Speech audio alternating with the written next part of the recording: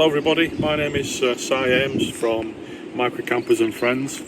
This little video which is being shot today by Will from Will Walkley Outdoors, and it's an introduction to my new Campal tour unit that I've designed myself, and Campal have then taken my design and worked with me to produce what you're going to see very, very shortly. So without further ado, let's move on and open the boot, and you can see what the fuss has all been about for the last nearly 10 months. So there we have it. This is a completely bespoke unit made by Campal. So Martin and Lisa at Campal have taken my design, very, very bad drawings that I did, and this is the end result. So what we basically have here is a very modified Campal Solo, or the Campal for one, because it is just for one person. And I've been micro camping now for over 10 years, and I've owned many different boot jumps over that 10 years. I've had double units, I've had bespoke units for a Vauxhall Astra that I had, Astra Estate, and then my latest one before this one was one of the fantastic Campal splits. However, my needs for camping have changed, and I want to do more micro camping in the winter months, and with the designs of the existing Campal split and the vast majority of boot jump type units, the biggest Achilles heel in my opinion is the fact that the drawer for the cooker, it opens from this area here and then opens to the outside of the van, and obviously if it's inclement weather, that can present you with problems cooking. You either got to put a shelter up, put a tarp up, or if you've got a boot awning or a driveway awning, you've got to put that up as well. And for myself, if I'm going away for one night, I don't want to have the hassle of having to put a full awning up. A couple of reasons. Mainly, the main reason is because if it rains then and it's still wet and it's winter, how am I going to get it dry? And then obviously you've got all the hassle of putting a large awning up in windy weather or rainy weather by yourself, which is, quite frankly, never a great deal of fun. Okay, so as I mentioned previously, one of the biggest bugbears that I had with the vast majority of boot jump and camping units in the boots of vehicle design is the fact that the cooker goes to the outside. So my main aim for the design of this particular unit is I wanted the cooker inside, and because I'm now gone to a single bed setup with this, so it's just a standard 66cm single bed, it's enabled me to mess around with the design and come up with what we've got now. So the cooker on this is just a single burner camping gas Bistro 3 cooker, which is plenty for me. It's all I would need for one or two maybe nights. And as you can see, the cooker now opens up inside of the van. That means I can either use it like it is now, or I can take the cooker out and use it on a table outside, because the cooker is completely removable, and it just uses the standard cartridge type camping gas cartridges. These are fantastic little cookers, really efficient. They will boil a full kettle in less than a minute and a half, just a standard 1 or 2 person kettle, and they're really good. I also have a windshield which will go around here and protect the plastics of the vehicle when I'm using it, if I want to use it inside the van.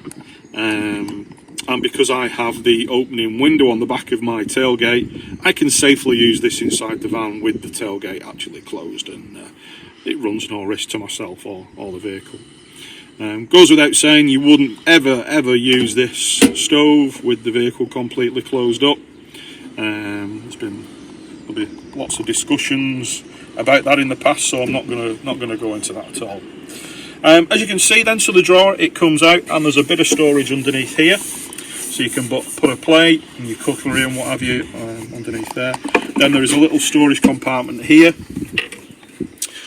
on the right hand side of the stove. And in there I've got the little windbreak that I use to put around the cooker itself. The drawer will lock in position with a bolt there, and it stops the drawer moving back and sliding back in, so it's super safe. And when the drawer is closed, there is a further lock which then will lock the drawer in place, so when you're driving about it's not going to slide open. So every little thing has been thought out about this to make it very, very easy to use, and also make it safe to use as well. You can see here there is another little door. It's got a lovely little spring-loaded catch on here. This just opens up and drops down, and then it gives me all that storage in there. So you can put lots and lots of stuff in there. It's also got a pass-through here as well. You see my hand there? And you can access this from this side, so you can fold the seats up and access this pass-through and access this storage here. So now I'm going to go through how quick and easy and simple it is to set this Campal tour up. I've already folded the two back seats down. You all know how to do that. That's not something I really need to show you how to do. But two back seats just fold down flat, and now I'm going to unfold the Campal unit itself.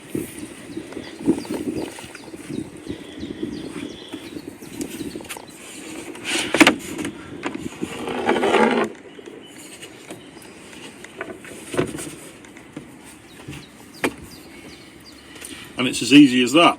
So that now puts the bed into what I would call the day mode, and that then makes it a really nice lounging area, using the front passenger seat backrest to lean this part of the bed up to make this into a seating area then that you can actually use during the day and sit inside the van quite comfortably.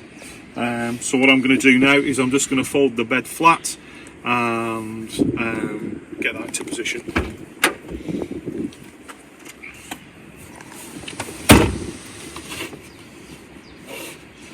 And that's it. It's as quick and simple as that. So what I'll do is I'm actually going to fold it all the way back up again now.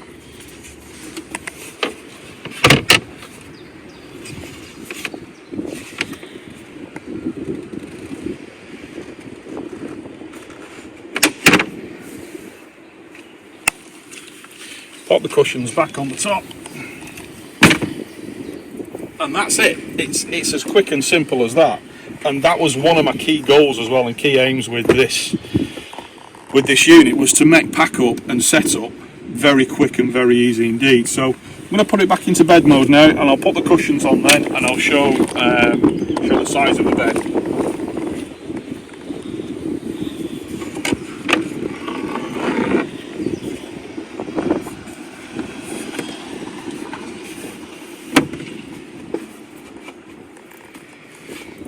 And when it's folded out, as you saw as I was folding it up then, it has an additional supporting leg, which is this here, and then that sits on the floor behind the front passenger seat, and it gives you that support, so it's really, really strong, and the bed itself is level, which is great, because the last thing you want is a bed with your head dipping down towards the front of the car when you're sleeping on it. Something worse than that, in my opinion.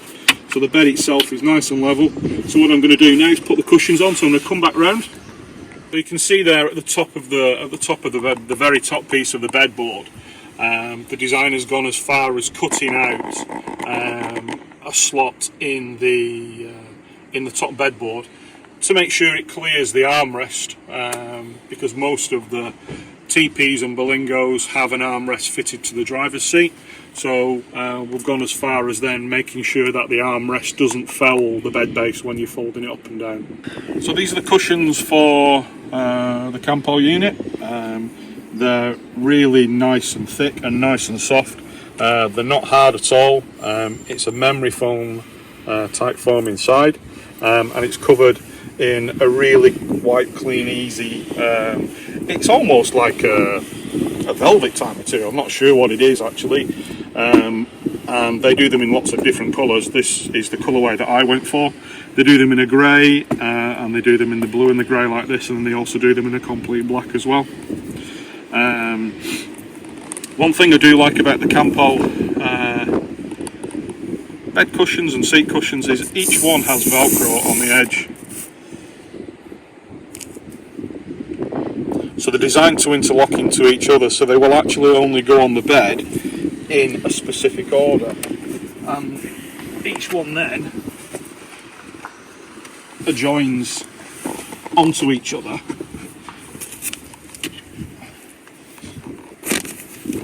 And the beauty of that is that there is less of a tendency for them to separate out with the weight of you when you're sleeping on them. However, what I do, and what I've done for many years now, on all of my camping units, is I use fitted sheets. In my double Campal split, I used to use a double fitted sheet. You can pick these up so cheap now from anywhere for less than a £5. And what I'll do is I'll put a single fitted sheet on this, and because the fitted sheets are elasticated, it will also help keep the cushions together as well and minimise that tendency for cushions to split out. So that's it now in its sleeping mode. So what I'll do is I'll just move the front seat again, and I'll show you the bed in sofa mode. So there we go now, the bed is now in what I would call sofa mode. You do actually need about 4 hands to do this, unfortunately. It's just the way that the seats are designed. It's nothing to do with the actual Campal camper unit itself. It's the way that Citroen and Peugeot have designed these front seats. So I'll just actually use my head and adjust the back seat, and you can see then that gives you a nice reclined backrest to lean against, and if you want it a bit further up, then there you go, you can actually put it up to that, and it's then supported by the front seat and giving you that area just to lie and chill during the day and watch a bit of TV or YouTube, especially we'll walk the outdoors. Yay! So one of the last features I've yet to show you on this is something I don't know whether any of you have actually noticed yet.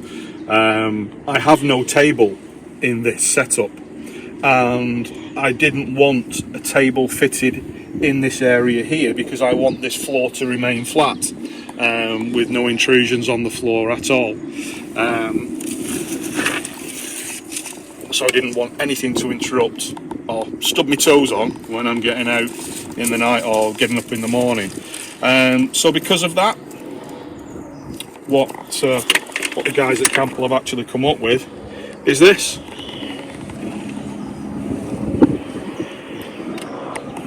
So we have a nice pull-out surface here, which I can then take the cooker out of here.